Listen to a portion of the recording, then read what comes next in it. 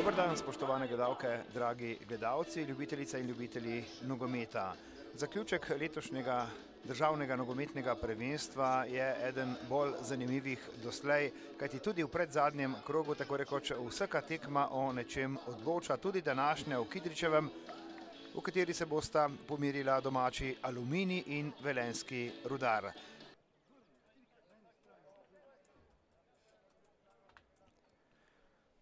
Torej udarec iz kota za Velenjčane.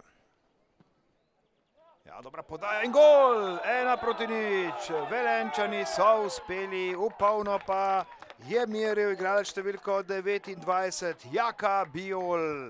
V prazno je šel domači vratar Luka Janžekovič in Bijol ga je pretental z odličnim tajmingom, žogo preusmeril v mrežo taktirko Oliverja Bogatinova. Poglejmo, če lahko tudi domačim udarec iz kota prinese strel proti vratom.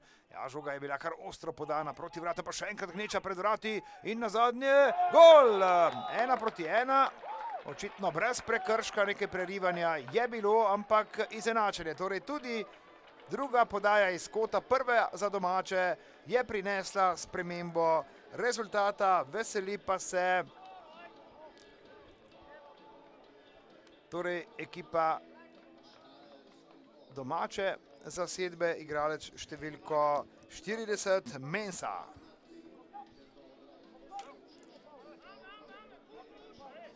Bodo poskusili izpeljati velenjski nogometaši. Dolga podaja gre v konico napada, Djar je tule. Ja, dobra povratna podaja, strel in gol!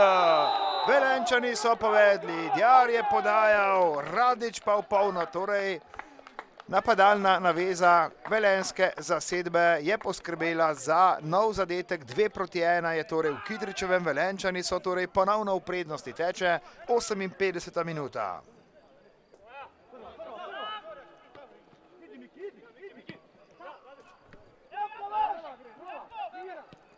Lepa globinska podaja, to je priložnost za potrditev zmage. Gol! Odličen zaključek za Velenjčane, ki so tako potrdili zmago v polno. Sedaj še Novak, ki je vstopil na igrišče kot rezervist in v sodniškem dodatku poskrbel za potrditev velenjske zmage. In to je torej tudi po tekmovalni plati zaključek tudi tega obračuna. Velenjčani se torej veselijo zmage.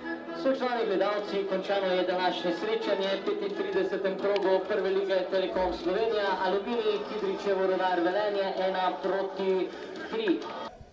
Ja, moje osebno mnenje, da prvi polčas je bila to tekma z izredno nizkim tempom in veliko napakami v predaji in sprejemu žoge.